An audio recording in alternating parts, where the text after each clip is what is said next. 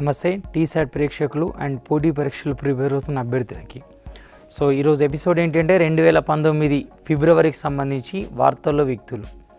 ఇక్కడ వార్తల్లో వ్యక్తులు అంటే అర్థం ఏంటంటే ఈ మధ్యలో జరిగిన రకరకాల నియామకాలు అండ్ ఇటీవల రకరకాల ప్రత్యేకలతో వార్తల్లోకి వచ్చిన వాళ్ళు అండ్ లేకపోతే ఇటీవల సంభవించిన మరణాలు లేదా ఇటీవల ఒక అవార్డు పొందిన కొందరు ప్రత్యేక వ్యక్తులు. సో ఇట్లాంటివన్నీ దీనిలో మనం సంఘటిత సమూహారంగా చెప్పుకోవచ్చు. సో దీనిలో ఫస్ట్ 2019 ఫిబ్రవరికి వచ్చి సో ఇంపార్టెంట్ పర్సన్ మనకి Sitanshu Yashas Chandra. So Sitanshu Yashas Chandra one of the eminent Gujarati poet, ఒక ప్రముఖ గుజరాతీ కవి. ఈయనకు 1987లో జటాయు అనే కవితా సంకలనానికి గాను అప్పట్లో కేంద్ర సాహిత్య అకాడమీ అవార్డు లభించింది. అలాగే 2017 గాను 2017కి సరస్వతి సమ్మాన్ అవార్డు గతంలోనే ప్రకటించారు. సో దాన్ని ఫిబ్రవరిలో అందించారు. సో అందుకని ఈ ఫిబ్రవరిలో వార్తల్లోకి వచ్చారు. మనకు సరస్వతి సమ్మాన్, వ్యాస సమ్మాన్ అనే 2 పురస్కారాలు ఉంటాయి. సో ఈ రెండింటిని కూడా 1991లోనే స్థాపించారు. ఈ రెండింటిని కూడా కేకే బిర్లా ఫౌండేషన్ వాళ్ళే స్థాపించారు. బట్ స్లైట్ డిఫరెన్స్ ఏంటి అంటే సరస్వతి సమ్మాన్ రాజ్యాంగం గుర్తించిన 22 భాషల్లో ఏదో ఒక రచయితకి ఇస్తారు. అంటే 22 భాషలు కలిపి ఒకే రచయితకు వస్తుంది కాబట్టి కంపల్సరీ ఆయన ఏ భాష వాడో గుర్తుపెట్టుకోవాలి. Example 2017 so Saraswati Samman award గ్రహీత ఎవరు అంటే ఒక పేరు వస్తుంది. లేదా 2017లో సరస్వతి సమ్మాన్ పొందిన ఎక్స్ అనే రచయిత ఏ భాష వాడు అంటే భాష గుర్తుపెట్టుకోవాలి. ఇక వ్యాస సమ్మాన్ ఏంటి అంటే ఓన్లీ హిందీలో ఇస్తారు. ఇక్కడ మనకు సరస్వతి సమ్మాన్ 1991లో స్థాపించినప్పుడు తొలి గ్రహీత హరివంశ్ రాయ్ బచ్చన్కి వచ్చింది. ఇప్పటివరకు దీన్ని ఏ తెలుగు రచయిత కూడా అవార్డుకి ఎంపిక కాలేదు.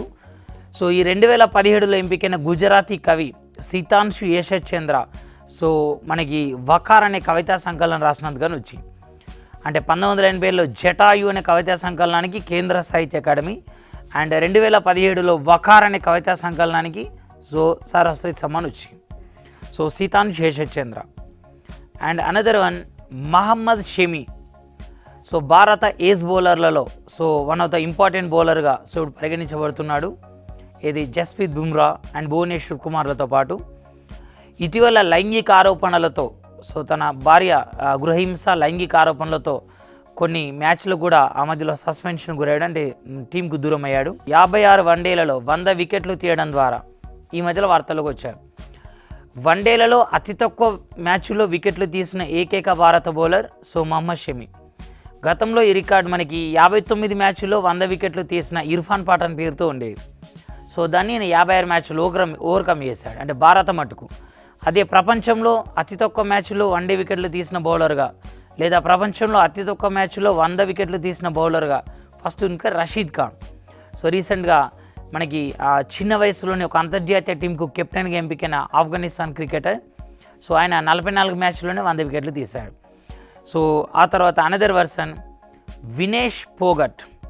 సో ఈ మధ్యలో భారత్లో రెజ్లింగ్ అనే క్రీడ సో ఎక్కువగా విశ్వవ్యాప్తం అంటే ఎక్కువ ప్రాచుర్యంలోకి వస్తుంది.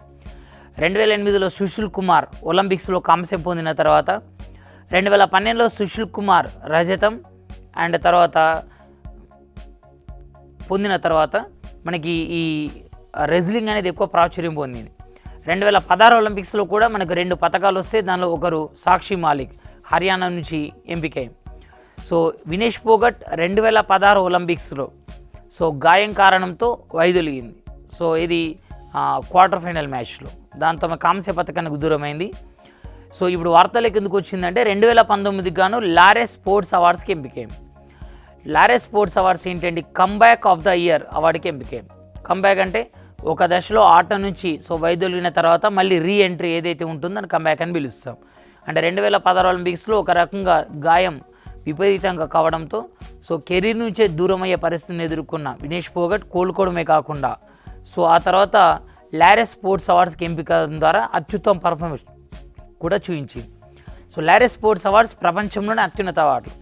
సో ప్రపంచ క్రీడా విభాగాన్ని తీసుకుంటే దీన్ని స్పోర్ట్స్ ఆస్కార్గా కూడా పిలుస్తారు. ఈ సంవత్సరం ఉత్తమ ఆటగాడిగా సెర్బియా టెన్నిస్ ఆటగాడు నొవాక్ జోకోవిచ్ అండ్ ఉత్తమ మహిళా క్రీడాకారిణిగా మనకి అమెరికన్ అథ్లెట్ సిమోన్ బైల్స్ ఇట్లాంటి వాళ్ళు ఎంపికయ్యారు. సో దానిలో టైగర్ వుడ్స్ ఇట్లాంటి వాళ్ళకు కూడా అవార్డ్స్ వచ్చినాయి. ఎస్పెషల్లీ సో లారే స్పోర్ట్స్ అవార్డ్స్కి ఎంపికైన ఏకైక భారత అథ్లెట్ లేదా తొలి భారత అథ్లెట్గా సో వినేష్ పోగట్ని చెప్పవచ్చు. సో గుర్తుపెట్టుకోవాల్సిన పాయింట్స్ రెండే. So Vinesh Phogat belongs to so wrestling and 2019లో లారే స్పోర్ట్స్ అవార్డ్స్కి ఎంపిక అండ్ తర్వాత ఈ ప్రత్యేకత పొందిన ఏకైక భారత athlete. So not only women, ఓవరాల్గా ఏకైక భారత athlete. Mary Kom. So Mary Kom మణిపూర్కు చెందిన మహిళ. మణిపూర్ నుంచి అనేక మంది మహిళలు ఉన్నారు. సైకో మీరాబాయి చాను ఈ మధ్యలో వెయిట్ లిఫ్టింగ్లో ఎక్కువ ప్రాచుర్యంలోకి వస్తున్న వెయిట్ లిఫ్టర్. అలాగే ఇరోన్ చాను షర్మిల ఇది సాయుధ బలగాల ప్రత్యేక అధికారాల చట్టానికి వ్యతిరేకంగా 2000 సంవత్సరం నుంచి 2016 సంవత్సరం వరకు, ఆ 2000 నవంబర్ 5 నుంచి 2016 ఆగస్టు 9 వరకు ఆమరణ నిరాహార దీక్ష చేసిన మహిళ. సో ప్రపంచంలో అత్యధికంగా 16 సంవత్సరాలు ఆమరణ నిరాహార దీక్ష చేసిన మహిళ ఇరోన్ చాను షర్మిల. ఆమెను మణిపూర్కు మహిళ అంటాం. So Mary Kom also belongs to Manipur. ఈమె 6 సార్లు ప్రపంచ మహిళల బాక్సింగ్ ఛాంపియన్గా నిలిచింది 48 కేజీల విభాగంలో. సో ప్రస్తుతం ప్రపంచంలో 48 కేజీల విభాగంలో నెంబర్ 1. సో ఇప్పుడు 2001లో రజత పథకం సాధించింది. 2002, 2005, 2006, 2008, 2010, 2018. సో 2, 5, 6, 8, 10, 18. సో వరుసగా 6 సార్లు ప్రపంచ మహిళా బాక్సింగ్ ఛాంపియన్ 48 కేజీల విభాగంలో. అయితే 2012 లండన్ ఒలింపిక్స్లో మహిళలకు తొలిసారి బాక్సింగ్ ప్రవేశపెట్టారు. సో దానిలో 48 కేజీల విభాగం లేదు. సో 52 కేజీల విభాగమే టాప్. సో దాంతో 52 కేజీలలో పోటీపడి సెమీఫైనల్లో నికోల్ యాడమ్స్ చేతులు ఓడిపోయి కాంస్య పథకానికి పరిమితమైంది. సో ఈ మణిపూర్ ఉక్కు మహిళ మేరీ కోమ్ జీవితంపై రీసెంట్గా మన బాలీవుడ్ సినిమా కూడా వచ్చింది. సో దానిలో ప్రియాంక చోప్రా ప్రముఖ పాత్ర పోషించింది. సో ఈ మేరీ కోమ్ ఆత్మకథ ఏదైతే ఉందో అన్బ్రేకబుల్ అనే దాని ఆధారంగానే వచ్చింది. సో రీసెంట్గా రాష్ట్రపతి నామినేట్ చేసిన 12 మంది రాజ్యసభ సభ్యులలో ఈమె కూడా ఒకరు. అంటే ఓవరాల్గా ఆమె గుర్తుపెట్టుకోవాల్సిన పాయింట్స్ ఏంటి అంటే 2008 ప్రపంచ boxing champion in 48 kgs category, అలాగే 48 కేజీల విభాగంలో వరల్డ్ నెంబర్ 1 అండ్ ఓవరాల్గా 6 సార్లు ప్రపంచ మహిళల boxing champion and belongs to Manipur. ఈ మధ్యలో ఎగ్జామ్లో క్వశ్చన్స్ ఏ విధంగా అడుగుతున్నాడంటే ఈ క్రింది అంశాలను పరిశీలించి సరికానిది సరైన వ్యాఖ్యలు గుర్తించండి అంటున్నాడు. ఎగ్జాంపుల్ రీసెంట్గా తెలంగాణలో మన కానిస్టేబుల్ ఎగ్జామ్ జరిగినాయి. దానిలో హిమాదాస్కు సంబంధించి సరికానిది అన్నాడు. ఆమె పుట్టిన ప్రాంతం, ఆ ప్రత్యేకతలని అడిగాడు. అంటే వార్తల వ్యక్తులు అంటే ఎందుకోసం వార్తల్లోకి వచ్చారనే ఒక ఈవెంట్ ఒకటే చదవాల్సిన అవసరం కాకుండా ఓవరాల్గా పర్సన్ గురించి స్టడీ చేయాలి. సో అది. ఆ తర్వాత అనదర్ పర్సన్ మనకి ఆసిఫ్ సయీద్ ఖోజా. ఆసిఫ్ సయీద్ ఖోజా పాకిస్తాన్ చీఫ్ జస్టిస్గా పాకిస్తాన్ సుప్రీంకోర్టుకు ప్రధాన న్యాయమూర్తిగా మనకు 2019 జనవరి 18న వచ్చాడు. ఆయన 2019 జనవరి 18 నుంచి సో 2019 డిసెంబర్ 21 అంటే ఈ సంవత్సరం డిసెంబర్ 21 దాకా కొనసాగబోతున్నాడు. స్పెషాలిటీ ఏంటంటే ఇతను పోయిటిక్ జస్టిస్గా పిలుస్తారు. అంటే ఈయన తీర్పులు వెలువరించే టైంలో అనేక రకాల కవితలు సో పద్యాలు ఉదహరించడం ప్రత్యేకత. సో పాకిస్తాన్ మాజీ ప్రధాని నవాజ్ షరీఫ్ సో ఎవరైతే పనామా పత్రాల కేసులో అరెస్ట్ అయ్యారో ఆయన ఎన్నికల్లో పాల్గొనకుండా నిషేధం విధించినప్పుడు ఆ తీర్పునిచ్చిన ఆ బెంచ్కి నేతృత్వం వహించారు. సో ఆసిఫ్ సయీద్ ఖోజా ప్రస్తుతం పాకిస్తాన్ సుప్రీంకోర్టు ప్రధాన న్యాయమూర్తి. లైక్ ఇండియాలో సుప్రీంకోర్టు ప్రధాన న్యాయమూర్తిగా రంజన్ గగోయ్. సో రంజన్ గగోయ్ అస్సాంలోని దిబ్రూగఢ్కి చెందినవాడు. అస్సాం అంటే ఈశాన్య రాష్ట్రం, మొత్తం ఈశాన్య రాష్ట్రం లేడు కదా. అస్సాం, అరుణాచల్ ప్రదేశ్, మణిపూర్, మిజోరాం, మేఘాలయ, త్రిపుర, నాగాల్యాండ్ ఈ 7 రాష్ట్రాల నుంచి సుప్రీంకోర్టు ప్రధాన న్యాయమూర్తి అయిన తొలి వ్యక్తి. అంటే ఈశాన్య రాష్ట్రాల నుంచి సుప్రీంకోర్టు ప్రధాన న్యాయమూర్తి ఏకైక వ్యక్తి. సో ఈయన అస్సాం చెందినవాడు, 46వ ప్రధాన న్యాయమూర్తి. అలా పాకిస్తాన్కు Asif Saeed Khosa. And Abdullah Fatah Al Sisi. Abdullah Fatah Al Sisi one of the eminent leader in Egypt. మనకి ఈజిప్ట్ను మనకు ఆఫ్రికా ఖండం గురించి తెలుసుకునేటప్పుడు మనం జాస్మిన్ రెవల్యూషన్ అంటే మల్లెల విప్లవం అనే దాని గురించి తెలుసుకోవాలి. మనకు ట్యూనీషియా ఒక చిన్న దేశం ఆల్జీరియా పక్కన ఉంటుంది. అక్కడ 2011లో అబ్దీన్ బెన్ అలీ అనే రాజుకు వ్యతిరేకంగా ప్రజలు అక్కడ ఫైట్ చేశారు. దాంతో రాజు దేశం విడిచిపడి పారిపోయాడు. ఒక చిన్న దేశం రాజును తరిమి కొట్టింది అని ట్యూనీషియా నుంచి పక్కన లిబియా వాళ్ళు ఇన్స్పైర్ అయ్యారు. దాంతో అక్కడ కూడా సైనిక నియంత కల్నల్ గడాఫీ చంపబడ్డాడు. అండ్ వాళ్ళ నుంచి పక్కన ఈజిప్ట్ వాళ్ళు ఇన్స్పైర్ అయ్యారు. అక్కడ సైనిక అధ్యక్షుడు హోస్ని ముబారక్, సో ఆయన సైనిక నియంత, ఆయన జైల్లో వేయబడ్డాడు. ఇలా ఒక దేశంలో నియంతకు వ్యతిరేకంగా వచ్చిన విప్లవం ప్రపంచ దేశం మొత్తం విస్తరించి, అందుకే దీన్ని ఏమంటారంటే మల్లెల విప్లవం, జాస్మిన్ రెవల్యూషన్ అంటాం. సో అంటే మల్లెల విప్లవం, మల్లెపూల వాసన ఏ విధంగా స్ప్రెడ్ అవుతుందో అలా స్ప్రెడ్ అవ్వకుండా వచ్చిందని అర్థం. ఇది అరబ్ దేశాలకు విప్లవాన్ని సృష్టించింది కాబట్టి దీన్ని అరబ్ స్ప్రింగ్ అని కూడా అంటారు. సో ఇదంతా ఎందుకు చెప్పాల్సి వస్తుందంటే ఈ విప్లవం ఈజిప్ట్కి వచ్చింది. 2011లో ఈజిప్ట్ సైనిక నియంత, అప్పటికే 31 సంవత్సరాల నుంచి సైనిక నియంత కొనసాగుతున్న హోస్ని ముబారక్ సో పదవి నుంచి తొలగించబడ్డాడు. 2012లో రాజ్యాంగ రచన జరిగి ఎన్నికలు జరిగినాయి. సో ఆ స్థానంలో మనకి మహమ్మద్ ముర్సీ అనేవాడు అధ్యక్షుడు ఎన్నికాడు. సో ఈజిప్ట్ మొట్టమొదటి ప్రజాస్వామ్య అధ్యక్షుడు మహమ్మద్ ముర్సీ. అయితే మహమ్మద్ ముర్సీని బలవంతంగా గద్దెదించి Abdullah Fatah Al CC so పదవిలోకి వచ్చాడు. అంటే ఇటీవల పదవి నుంచి తొలగించబడ్డ ఈజిప్ట్ మొదటి ప్రజాస్వామ్య అధ్యక్షుడు అంటే సో మనకి మహమ్మద్ ముర్సీ. సో ప్రస్తుత అధ్యక్షుడు అబ్దుల్లా ఫతా అల్ సీసీ. ఈయన రీసెంట్గా ఆఫ్రికా యూనియన్కు చైర్మన్గా ఎంపికయ్యాడు. సో ఇటీవలి కాలం దాకా ఆఫ్రికా యూనియన్కు నైజీరియాకు చెందిన మనకి అకిన్ వుమి అడెసినా అనే వ్యక్తి ఉండేవాడు. ఇప్పుడు ఆయన ప్లేస్లో రిప్లేస్ అయ్యాడు. ఆఫ్రికా దేశాల యూనియన్నే మనం ఆఫ్రికన్ యూనియన్ అంటాం. టోటల్ ఆఫ్రికా దేశాలు 54, కానీ ఆఫ్రికా యూనియన్లో 53 ఉన్నాయి. అంటే ఆఫ్రికాలో ఉండి ఒక దేశం యూనియన్లో చేరలేదు. ఆ చేరని దేశాన్ని మనం ఏమంటామంటే సో మొరాకో అంటాం. ఈ 53 దేశాల ఆఫ్రికా యూనియన్ 1963 సో మే 24న సో ఇథియోపియా రాజధాని అడిస్ అబాబాలో ఏర్పడింది. దానికి ప్రస్తుతం చైర్మన్గా ఎంపికయ్యాడు. సో ఇది అబ్దుల్లా ఫతా అల్ సీసీ, ప్రస్తుత ఈజిప్ట్ అధ్యక్షుడు అండ్ ఆఫ్రికా యూనియన్కి నూతన చైర్మన్. అండ్ ప్రమోద్ చంద్ర మోడీ, మనకి కేంద్రంలో 2 ఉన్నాయి. సిబిడిటి అంటే కేంద్ర ప్రత్యక్ష పన్నుల సంఘం, central board of direct taxes. ఆ తర్వాత central board of indirect taxes and customs అంటే కేంద్ర పరోక్ష పన్నుల సంఘం అండ్ సుంకాలు, పరోక్ష పన్నుల అండ్ సుంకాల సంఘం అంటాం. ఈ పరోక్ష పన్నుల సుంకాల సంఘానికి చైర్మన్గా ఎస్ రమేష్ అనే వ్యక్తి కొనసాగుతున్నాడు. ప్రత్యక్ష పన్నుల సంఘానికి ఇటీవలి కాలం దాకా సుశీల్ చంద్ర మోడీ అనే వ్యక్తి కొనసాగేవాడు. ఈ సుశీల్ చంద్ర మోడీ కేంద్ర ఎన్నికల కమిషన్లో మనకు వన్ ఆఫ్ ద మెంబర్గా కమిషనర్గా అపాయింట్ కావడంతో సో ఆయన ప్లేస్లో ఈయన వచ్చాడు. సో ఈయన 1981కి చెందిన ఐఏఎస్ ఆఫీసర్. 2019 జూన్ వరకు దీనిలో కొనసాగబోతున్నాడు. సో ప్రమోద్ చంద్ర మోడీ గుర్తుపెట్టుకోవాల్సిన ఇష్యూస్ ఏంటి అంటే సో ఈయన ప్రస్తుతం కేంద్ర ప్రత్యక్ష పన్నుల సంఘం చైర్మన్. అదే పరోక్ష పన్నుల సంఘానికంటే గతంలోనే వచ్చారు S Ramesh and Sushil Chandra. So ఇప్పటిదాకా కేంద్ర ప్రత్యక్ష పన్నుల సంఘం చైర్మన్గా సో మనకి ప్రమోద్ చంద్ర మోడీ వచ్చారన్నాం కదా, ఆయన సుశీల్ చంద్ర స్థానం వికెట్ కావడంతో వచ్చాడు. మనకు 1950 జనవరి 25న కేంద్ర ఎన్నికల సంఘం ఏర్పడింది. 1950 జనవరి 25. ఇది 1950లో ఏర్పడింది కాబట్టి మన ఎన్నికల సంఘం టోల్ ఫ్రీ నెంబర్ ఎంత అంటే 1950. 1950లో ఏర్పడితే 2010 నాటికి 60 సంవత్సరాలు అయింది. అంటే 60 సంవత్సరాల ఉత్సవాలు నిర్వహించారు. ఆ 60 సంవత్సరాల ఉత్సవాల సందర్భంగానే సో 2010లో ఇది ఏర్పడ్డ జనవరి 25ను నేషనల్ ఓటర్స్ డేగా ప్రకటించారు. మనం 2010లో ప్రకటిస్తే 2011 నుంచి జరుపుకుంటున్నాం. సో ప్రతి సంవత్సరం ఒక థీమ్ ఉంటుంది. ఇప్పుడు తేదీలు ఎలా అడుగుతున్నాడంటే గతంలో నేషనల్ ఓటర్స్ డే ఏ రోజు అని అడిగేవాడు, లేదా ఏ రోజున నేషనల్ ఓటర్స్ డే నిర్వహిస్తారు. దానికి ఇప్పుడు కొత్త కోణం ఏంటి? సో నేషనల్ ఓటర్స్ డే జనవరి 25, దీన్ని తొలిసారి ఎప్పుడు నిర్వహించారు, ఇదొక కోణం. రెండోది నేషనల్ ఓటర్స్ డే జనవరి 25, 2018లో థీమ్ ఏంటి? ఈ మధ్య థీమ్స్ అడుగుతున్నాడు. మీకు Telangana constable, AP constable prelims mains 2 ఎగ్జామ్స్లో కూడా థీమ్స్ అడిగాడు. సో దీని థీమ్ ఏంటంటే no voter to be left behind, only 2019 మాత్రమే. సో అలాగే ఎవరి జన్మదినం ఎవరి వర్ధంతి సందర్భంగా ఒకరోజు నిర్వహిస్తున్నారు కూడా అడుగుతున్నాడు. సో సుశీల్ చంద్ర మొత్తం కేంద్ర ఎన్నికల సంఘంలో 1950లో ఏర్పడ్డప్పుడు ఒకటే కమిషనర్ ఉండేవాడు, సుకుమార్ సింగ్. 1989లో విపి సింగ్ ఏం చేశాడు, 1+2 అన్నాడు. అంటే ఒక ప్రధాన ఎన్నికల కమిషనర్, మిగతా ఇద్దరు ఎన్నికల కమిషనర్లు ఉంటారని.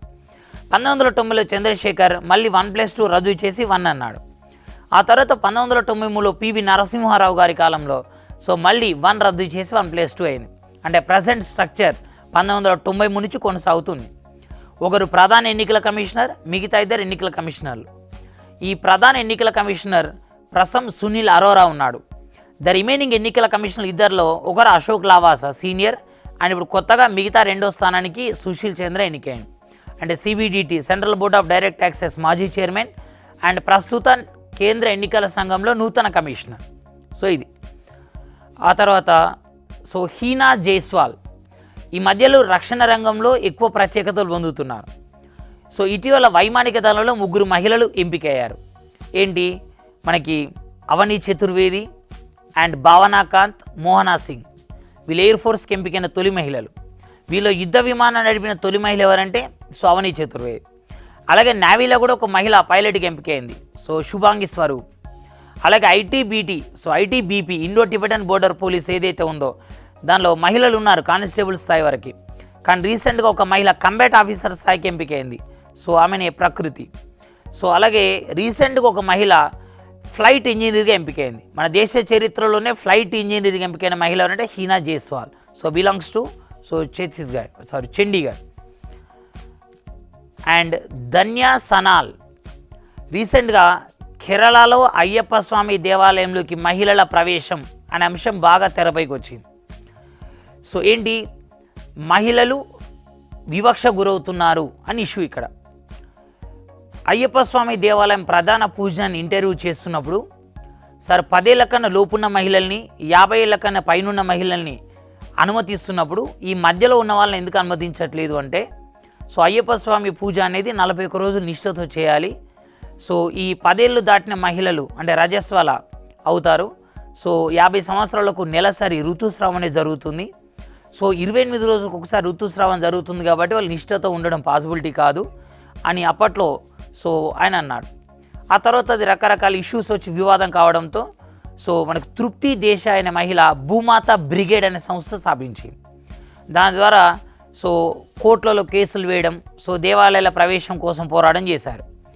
ముంబైలోని హజీ అలీ దర్గా మహిళలను అనుమతించింది. మహారాష్ట్రలోని శని సింగాపూర్లో కూడా మహిళలను అనుమతించారు. ఆ తర్వాత అయ్యప్ప స్వామి దేవాలయంలోకి మహిళల అనుమతి కోసం సుప్రీంకోర్టు 5 జడ్జిల బెంచ్ నియమించింది. Justice Khanwilkar and justice Chandrachud and తర్వాత మనకి justice Indu Malhotra and justice Ranjan Gogoi. ఇట్లా మొత్తం 5 సభ్యుల బెంచ్ నియమించి 4-1 తేడాతో తీర్పునిచ్చారు. 2018 సెప్టెంబర్ 28న తీర్పునిస్తే ఈలోపు 2 మహిళలు కూడా ప్రవేశించారని అన్నారు, దుర్గా అండ్ బిందు అని. అయితే వాళ్ళు టెంపుల్లోకి వెళ్ళలేదు, ఆ ధ్వజస్తంభం దాకా వెళ్ళొచ్చారు. అయితే రీసెంట్గా మళ్ళీ దీన్ని 2019 ఫిబ్రవరిన సుప్రీంకోర్టు రిజర్వ్లో పెట్టింది తీర్పును, మళ్ళీ పునర్విచారిస్తున్నారు. దీని తర్వాత మహిళలు అదే అయ్యప్ప స్వామి దేవాలయం పరిసర ప్రాంతాల్లో ఉండే నెయ్యార్ వన్యమృగ సంరక్షణ కేంద్రం అనే ప్రాంతంలో మనకు 1868 మీటర్ల ఎత్తుతో ఒక పర్వతం ఉంది. దాన్నే అగస్త్యార్ కూడం అంటాం. ఈ అగస్త్యార్ కూడని పర్వతాన్ని మహిళలు అధిరోహించకూడదు, ఎక్కకూడదు. కానీ రీసెంట్గా ఈ తీర్పు వచ్చిన తర్వాత ఒక మహిళ దీన్ని అధిరోహించి అలా అగస్త్యార్ కూడం పర్వత శిఖరాన్ని అంటే మహిళల నిషేధం ఉన్న పర్వత శిఖరాన్ని అధిరోహించిన తొలి మహిళ Dhanya Sanal. And Smith Broecker. ఈ మధ్యలో పర్యావరణం అనే అంశం ఎక్కువగా మనకు వార్తల్లోకి వస్తుంది. దాంతోనే ప్లాస్టిక్ను కూడా నిషేధించాలనే కాన్సెప్ట్ వచ్చింది. మన దేశంలో ప్లాస్టిక్ నిషేధించిన మొట్టమొదటి రాష్ట్రం సిక్కిం 1998 ప్రాంతంలోనే. 2018లో మనకు మహారాష్ట్ర నిషేధించింది అన్ని రకాల ప్లాస్టిక్ని. 2019 జనవరి 1న తమిళనాడు, 2019 మార్చి 1న పుదుచ్చేరి కంప్లీట్గా ప్లాస్టిక్ బ్యాన్ చేసి పడేసినాయి. ఎందుకు ఇవన్నీ ఇష్యూస్ తెరపైకి వస్తున్నాయి అంటే పర్యావరణం కలుషితమవుతుంది, తద్వారా భూమి వేడెక్కుతుంది. దీన్ని మనం గ్లోబల్ వార్మింగ్ అంటాం. ఈ గ్లోబల్ వార్మింగ్ అనే పదాన్ని మొట్టమొదటిసారి క్రియేట్ చేసిన వ్యక్తి, ప్రపంచంలో తొలిసారి వాడిన వ్యక్తి ఎవరంటే స్మిత్ బ్రోయేకర్. ఇతనే యాక్చువల్లీ నేను యూఎస్ఏ జియోఫిజిస్ట్ అనమాట, geophysicist. Grandfather of climate సైన్స్గా పిలుస్తారు. గ్లోబల్ వార్మింగ్ అనే పదం వాడిన వ్యక్తి ఇతను. ఇది మనకు హరిత విప్లవం, గ్రీన్ రెవల్యూషన్ అనే పదం వాడిన వ్యక్తిగా విలియం ఎస్ గాండ్ ఏ విధంగా చెప్తాము. గ్లోబల్ వార్మింగ్ పదం యూజ్డ్ బై మనకు స్మిత్ బ్రోయేకర్. అండ్ సునీల్ ఛేత్రి. ఈ మధ్యలో భారతదేశంకి మనకు 2-3 డేస్ బ్యాక్ పేపర్లో వచ్చింది, భారత్ అండర్-17 మహిళల ఫుట్బాల్ వరల్డ్ కప్కు ఆతిథ్యం ఇవ్వబోతుంది అని. మన భారత్ 2017లో కూడా అండర్-17 పురుషుల ప్రపంచ కప్ ఫుట్బాల్ టోర్నీకి ఆతిథ్యం ఇచ్చింది. దీని ఇంగ్లాండ్ గెలుచుకుంది. మనకు స్పెయిన్ ఓడిపోయింది. సో భారత్ ఒక ఫీఫా టోర్నీకి ఆతిథ్యం ఇవ్వడం 2010లోనే మొదటిసారి. ఇప్పుడు 2020లో మనకు అండర్-17 మహిళల వరల్డ్ కప్ నిర్వహించబోతున్నాం. సో ఫ్రాన్స్ నిర్వహణ హక్కుల కోసం చివరిదాకా పోటీపడ్డా సో ఇండియా ఆతిథ్య హక్కులను గెలుచుకుంది. అయితే మన భారత్ ఫుట్బాల్లో ఒకప్పుడు ఫేమస్ పర్సనాలిటీగా చెప్పుకోదగిన వ్యక్తి ఎవరంటే సో మనకి ఇప్పుడు సునీల్ ఛేత్రి ఉన్నారు. సునీల్ ఛేత్రి సో అంతకుముందు బైచింగ్ బూటియా లాంటి వాళ్ళు ఉన్నారు, విజయన్ లాంటి వాళ్ళు ఉన్నారు. ఇప్పుడు సునీల్ ఛేత్రి. సునీల్ ఛేత్రి భారత ఫుట్బాల్ ఆటగాడు. రీసెంట్గా భారత ఫుట్బాల్ సమాఖ్య తొలిసారి ఒక అవార్డు ప్రవేశపెట్టింది, ఫుట్బాల్ రత్న అని. ఈ ఫుట్బాల్ రత్న అవార్డును తొలిసారి తీసుకునేది ఇతనే. ఇతనికి 2019లో పద్మశ్రీ అవార్డు కూడా వచ్చింది. ఈయన తెలంగాణ ప్రాంతంలోని సికింద్రాబాద్ అనే ప్రాంతానికి చెందిన వ్యక్తి.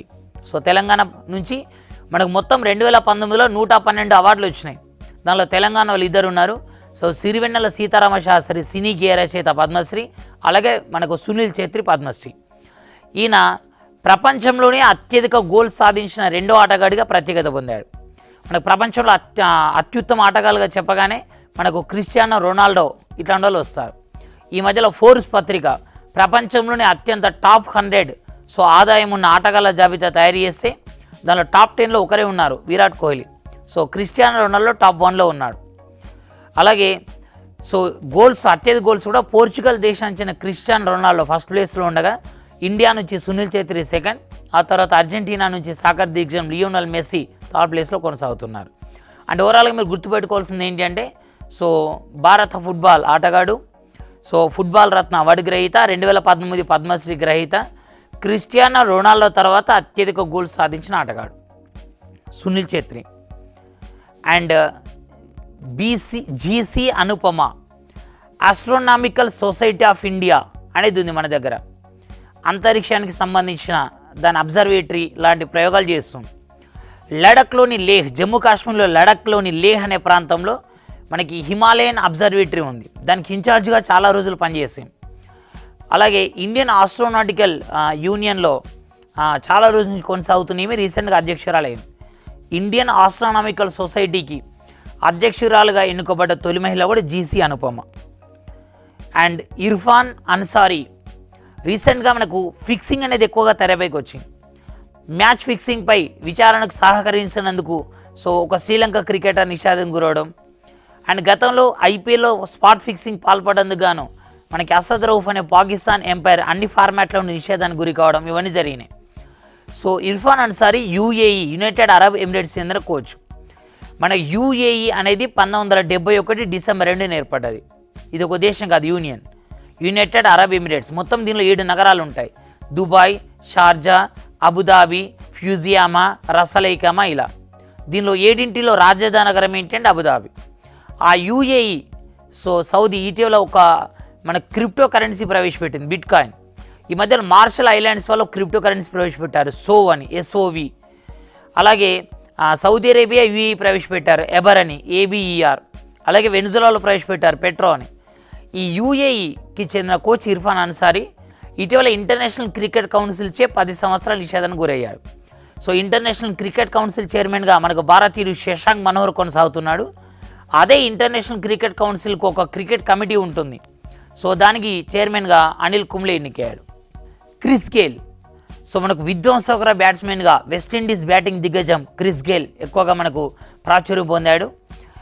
ఆయన వన్డేలు, టెస్టులు, T20లు అన్ని ఫార్మాట్లు కలిపి 500 సిక్సర్లు సాధించిన ఏకైక బ్యాట్స్మెన్గా ప్రత్యేకత పొందాడు ప్రపంచ చరిత్రలోనే.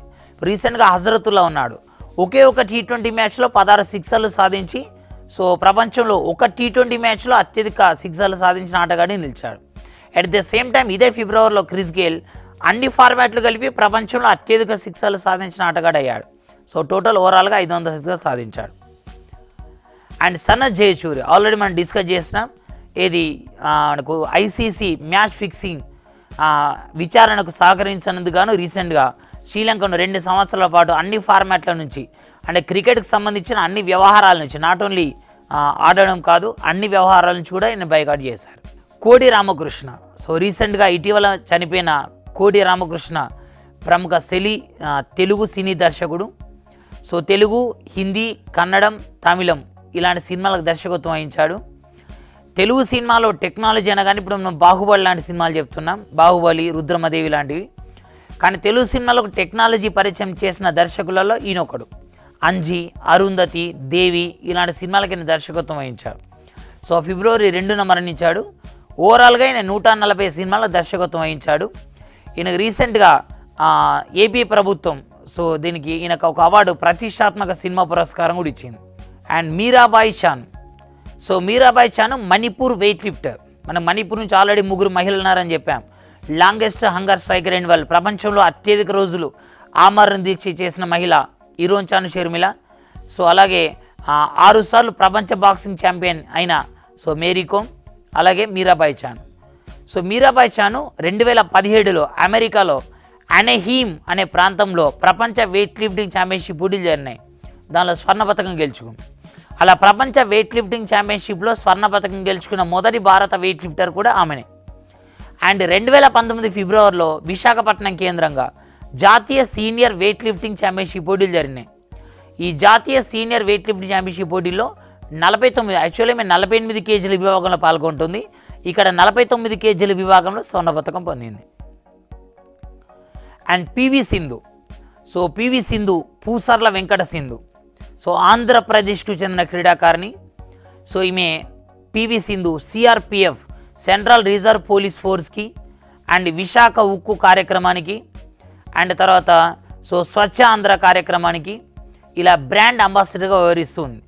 రీసెంట్గా కేరళలో తొలిసారి ప్రవేశపెట్టిన ప్రో వాలీబాల్ లీగ్ కూడా సో మేము ప్రచారకర్తగా పనిచేసింది. అండ్ 2016లో మనకి సో రాజీవ్ గాంధీ ఖేల్రత్న అవార్డుకి ఎంపికాయి. మనకి ప్రపంచ బ్యాడ్మింటన్ ఛాంపియన్షిప్లో అండ్ ఆల్ ఇంగ్లాండ్ బ్యాడ్మింటన్ ఛాంపియన్షిప్లో సో మనకు రజత పథకం పొందిన మహిళ. రీసెంట్గా 2019 నేషనల్ బ్యాడ్మింటన్ ఛాంపియన్షిప్ పోటీలో కూడా సో సైనా నెహ్వాల్ చేతులు ఊడిపోయి రజత పథకానికి పరిమితమైంది. సో ఈ పివి సింధు ఇటీవల ఫిబ్రవరిలో బెంగళూరు కేంద్రంగా జరిగిన ఇంటర్నేషనల్ ఎయిర్ షోలో అంటే అంతర్జాతీయ వైమానిక షో ఏదైతే ఉందో దానిలో తేజస్ యుద్ధ విమానాన్ని నడిపింది. సో అతి చిన్న వయసులో జస్ట్ 23 ఇయర్స్ వయసులో యుద్ధ విమానాన్ని నడిపిన దేశంలోని తొలి మహిళ so PV Sindhu. And Manpreet Singh. So Manpreet Singh భారత హాకీ ఆటగాడు. మనకు 2018లో అర్జున్ అవార్డు వచ్చింది. 2018 అంటే మన ప్రతి సంవత్సరం ఎవ్రీ ఇయర్ ఆగస్ట్ 29 రోజు అర్జున్ అవార్డ్స్ ఇస్తారు. ఈసారి హీమా దాస్, సిక్కీ రెడ్డి అండ్ తర్వాత రోహన్ బొప్పన్న, జిన్సన్ జాన్సన్ సో ఇట్లా చాలామందికి వచ్చినాయి. దానిలో ఇతను ఒకడు హాకీ నుంచి. అదే హాకీ నుంచి సవిత కూడా వచ్చింది. అండ్ 2018లో ఆసియాలో బెస్ట్ ప్లేయర్గా ఆసియా హాకీ సమాఖ్య ఎంపికయ్యాడు. So next one Abhijit Gupta. మనకు అభిజిత్ గుప్తా భారత గ్రాండ్ మాస్టర్. దేశంలో మొత్తం ఇప్పటివరకు 61 మంది గ్రాండ్ మాస్టర్లు ఉన్నారు.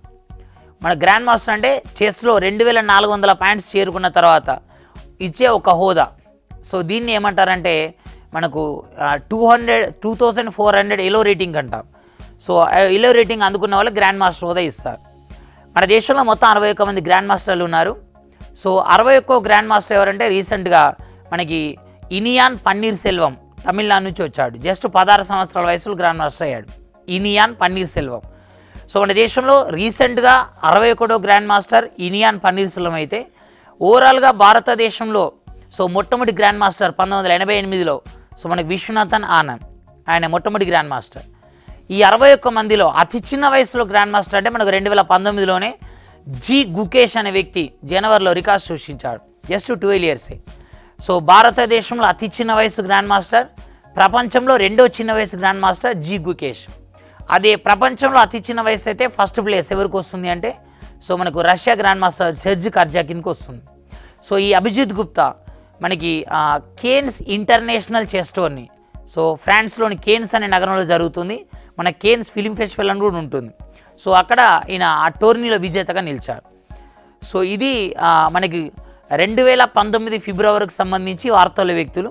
అండ్ మరిన్ని అంశాలతో తర్వాత క్లాస్లో ఇంకో టాపిక్తో కలుద్దాం. Thank you. All the best.